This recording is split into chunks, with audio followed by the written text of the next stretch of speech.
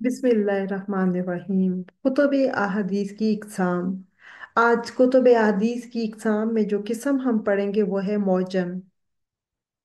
मौजम में अहादीस बतरतीब हरूफ तहज्जी, शुयूख, बल्दान और कबाइल के नामों के लिहाज से दर्ज की जाती है।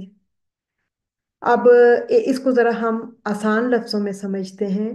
यानी इस्तिलाह मुहद्दिसीन में मुअज्जम उस किताब को कहते हैं जिसमें अहादीस को बतरतीब शुयूख यानी असातिज़ा के तरतीब के साथ लिखा जाए।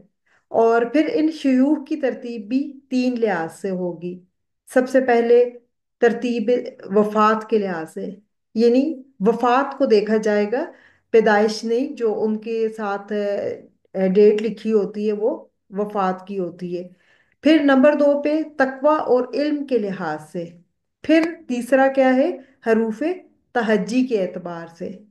इन तीन चीजों को मद्देनजर रखते हुए शयूख और उसात्ज़ा के तरतीब के लिहाज से जब किताब लिखी जाती है तो उसको मुअज्जम कहते हैं।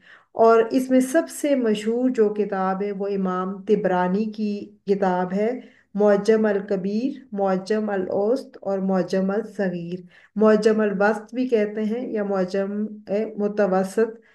ये तिबरानी की ही तीनों किताबें हैं।